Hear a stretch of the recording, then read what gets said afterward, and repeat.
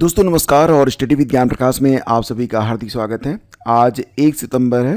तो देखिए अब आपके लिए ना समय बहुत कम बचा हुआ है, चाहे आप किसी प्रतियोगी परीक्षा की तैयारी कर रहे हो। अब समय ये है कि मैक्सिमम टाइम आप अपने स्टडी में ही लगाएं, क्योंकि अध्ययन से ही आपका जीवन बनने वाला है। एक बार आप विचार ये ज़रूर करना कि आपकी जो लाइफ है आगे अगर इसे बेहतर करना है तो क्या करना चाहिए आपको, और जो कर्म आपको सबसे ऊपर सबसे महत्वपूर्ण नजर आए उसमें ही अपना सर्वाधिक समय दीजिए, और यही आपके जीवन में उन्नति का एकमात्र रास्ता होगा। दोस्तों जैसा कि आप सभी लोग जानते हैं कि खंड शिक्षा अधिकारी यानी कि ब्लॉक एजुकेशन ऑफिसर के लिए विज्ञापन जारी होने जा रहा है।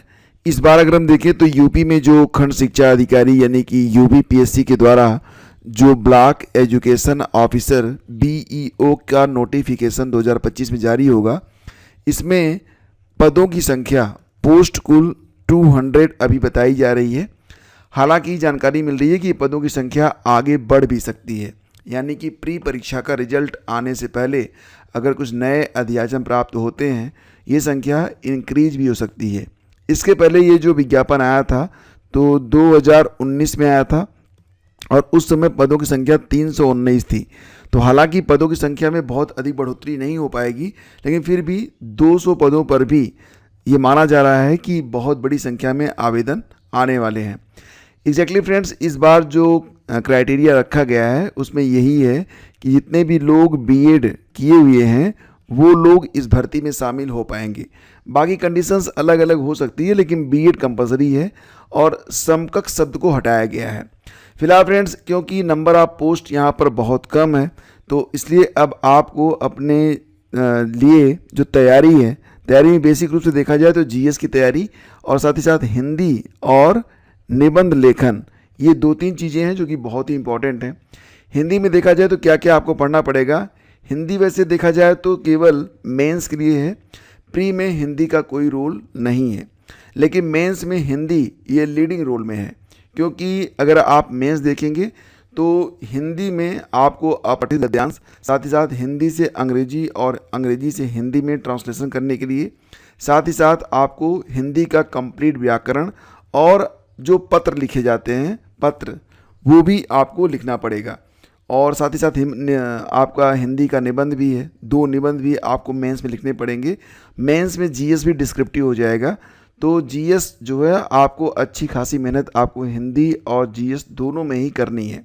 साथ ही साथ निबंध लेखन में भी आपको महारत हासिल करनी पड़ेगी, क्योंकि नंबर ऑफ सीट्स बहुत कम है, इसलिए यहाँ पर आपको परिश्रम अभी से स्टार्ट करना पड़ेगा। दोस्तों अगर बात करें कि जो आपकी प्री की परीक्षा होगी तो ध्यान देना कि प्री की परीक्षा में केवल एक ही पेपर आपका करवाया जाएगा। ये 300 अंकों का होगा, 300 अंक का केवल एक पेपर होगा। कुल मिला के 120 प्रश्न यहाँ पर रहने वाले हैं और 2 घंटे का समय आपको मिलेगा। सिलेबस बिल्कुल वही है जो कि अभी तक आपने यूपीपीएससी के सिलेबस में अन्य परीक्षाओं में, आरओ में, एलटी ग्रेड में, जीआईसी प्रवक्ता में, गवर्नमेंट डिग्री कॉलेज में आदि में देखा है। जैसे कि यहाँ पर 2 घंटे का समय मिलेगा, 120 प्रश्न होंगे, कुल मिला के 300 अंक। तो सामान्य विज्ञान, भारत का इतिहास, राष्ट्रीय आंदोलन, पॉलिटी से संबंधित राज्यतंत्र, अर्थव्यवस्था, संस्कृति, भारतीय कृषि, वाणिज्य और व्यापार, जनसंख्या, पारिस्थितिकी, नगरीकरण, विश्व भूगोल, भारत का भूगोल और प्राकृतिक संसाधन, अधुनातन राष्ट्रीय और अंतर्राष्ट्रीय महत्वपूर्ण घटनाक्रम यानी कि करेंट अफेयर। साथ ही साथ यहाँ पर देखेंगे तो सामान्य बौद्धिक और तार्किक क्षमता से भी प्रश्न होंगे, यानी कि आपसे यहाँ पर रीजनिंग से भी प्रश्न पूछे जाएंगे, तो ये भी आप लोग ध्यान रखिए।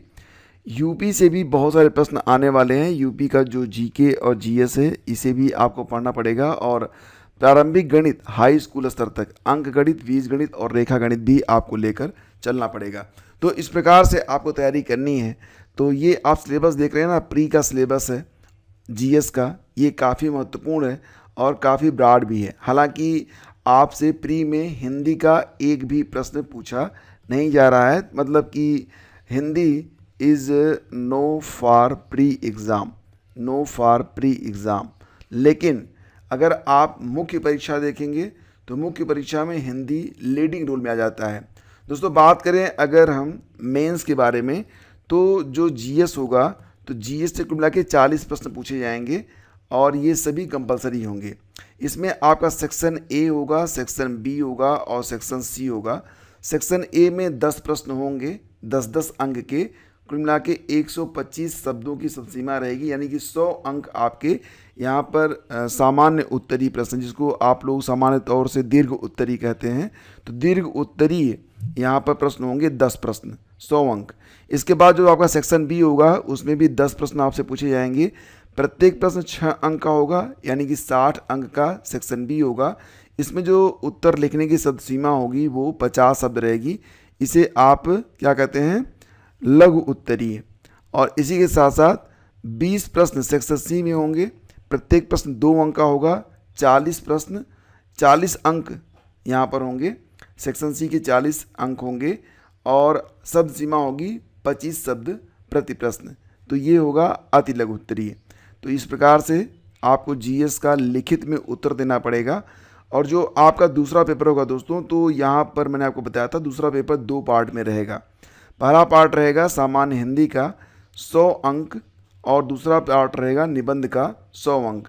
तो निबंध तो आपको 2 निबंध लिखने पड़ेंगे, इसकी शब्द सीमा होगी 700 शब्द और प्रति निबंध आपको 50-50 अंक यहाँ पर निर्धारित होंगे, यानी कि 100 नंबर का आपका निबंध हो जाएगा। हिंदी में क्या क्या पूछेंगे आपसे, तो अपठित गद्यांश पर आधारित प्रश्न होंगे, साथ ही साथ पत्र जो होते हैं पत्र लिखना पड़ेगा आपको। व्याकरण के बारे में लगभग सारी चीज़ें आपकी यहाँ पर कवर हो रही हैं और हिंदी से अंग्रेजी में अनुवाद भी से संबंधित प्रश्न भी पूछे जाते हैं। तो मिला जुला के देखा जाए तो ऐसा नहीं है कि यहाँ पर जो चीज़ें हैं बहुत ही आसान हैं और आप इसकी तैयारी 1-2 महीने में कर लेंगे। अगर आपको सीरियसली ब्लॉक एजुकेशन ऑफिसर बनना है तो आपको अच्छे तरीके से अपनी तैयारी रखनी पड़ेगी।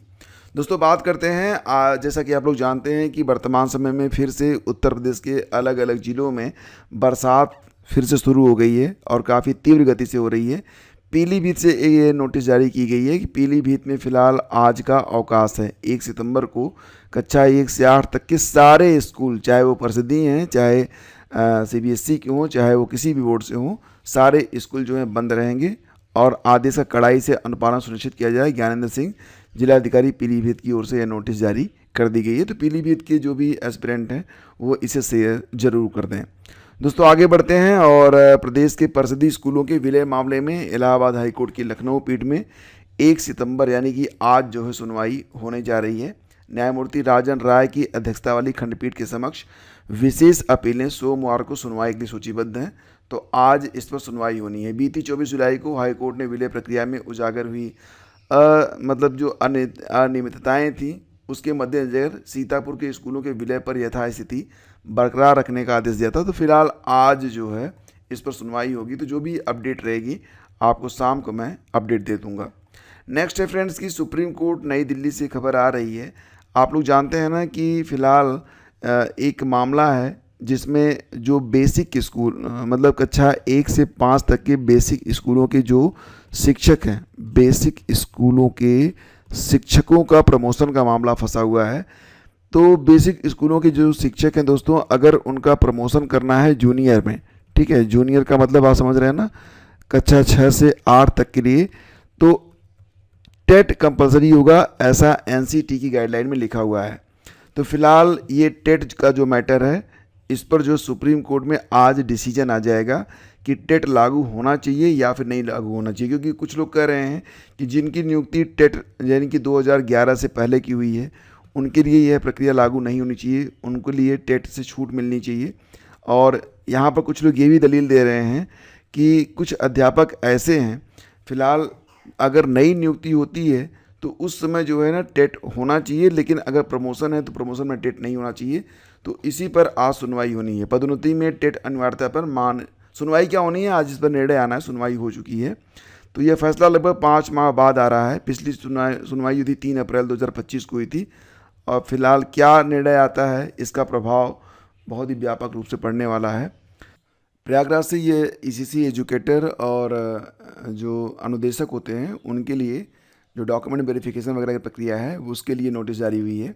तो आप देख सकते हैं कि आवेदन इसके लिए हो चुके हैं। ईसीसी एजुकेटर प्रयागराज के लिए आवेदन हो चुके हैं और कहा जा रहा है कि अब 2 तारीख को 10 बजे से शाम 5 बजे तक इनका जो मतलब डॉक्यूमेंट वेरिफिकेशन की प्रक्रिया है वो पूरी की जाएगी। अब अभ्यर्थियों की जो पूरी लिस्ट है ये आपको prayagraj.nic.in पर देखने को मिल जाएगी। तो देख लीजिए, जो ईसीसी एजुकेटर वाले अभ्यर्थी हैं वो 2 सितंबर से 4 सितंबर तक, और तकनीकी अनुदेशक वाले 5 सितंबर से समस्त अभ्यर्थी, और 6 सितंबर को अवशेष या छूटे हुए अभ्यर्थी जो हैं वो उनका डॉक्यूमेंट वेरिफिकेशन किया जाएगा। सत्यापन है तो अभ्यर्थी अपनी तिथि की जानकारी के लिए पोर्टल को देख सकते हैं। तो ये नोटिस यहाँ पर लगा दी गई है।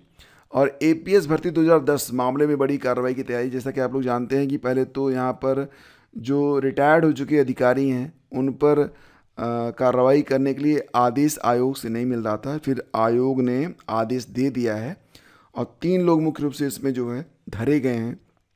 अब कुछ दिन पहले ही मामले में आयोग ने भ्रष्टाचार निवारण अधिनियम 1988 की धारा 17A के तहत अपने 3 पूर्व अफसरों के खिलाफ सीबीआई को जांच करने की अनुमति प्रदान की है।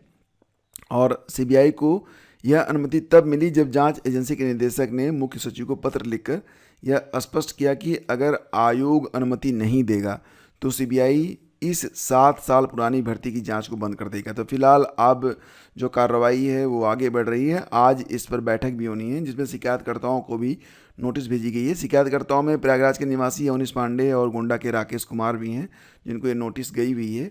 तो आज 3 बजे एक बैठक होनी है। इसमें सीबीआई के निदेशक होंगे और उत्तर प्रदेश लोक सेवा आयोग के सचिव होंगे और सीबीआई की एंटी करप्शन शाखा के पुलिस अधीक्षक को भी शामिल किया जाएगा। तो अब एक बड़ी कार्रवाई की तैयारी यहाँ पर की जा रही है। देखते हैं कि क्या निष्कर्ष निकल के सामने आता है।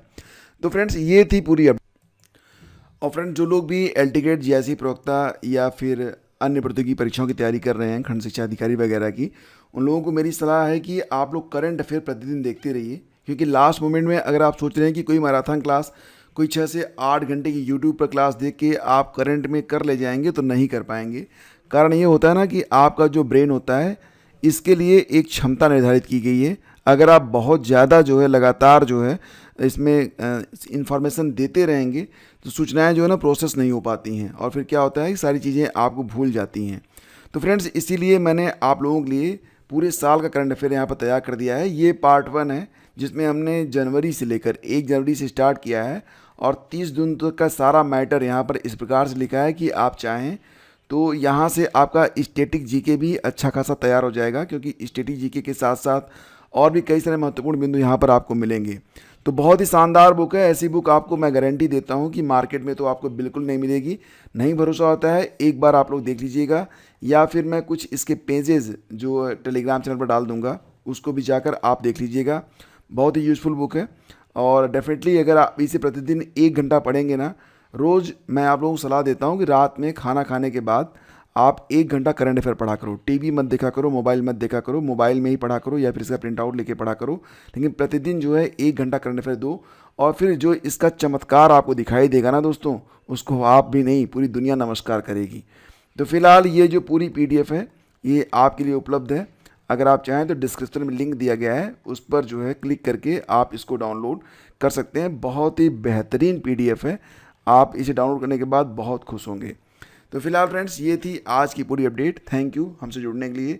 हम मिलते हैं आपसे अगले वीडियो में। अधिक जानकारी के लिए आप डिस्क्रिप्शन और पहला कमेंट चेक कर लीजिएगा। और हाँ, ये सेशन आपको अच्छा लगता है फ्रेंड्स तो प्लीज़ इसे लाइक और शेयर जरूर कीजिएगा। कम से कम अपने 5-7 दोस्तों को इसे शेयर कर दिया करें। और अपने व्हाट्सएप का जो स्टेटस है उस पर तो आप इसे शेयर कर सकते हैं ना, तो प्लीज़ कर दिया करें। धन्यवाद आपका।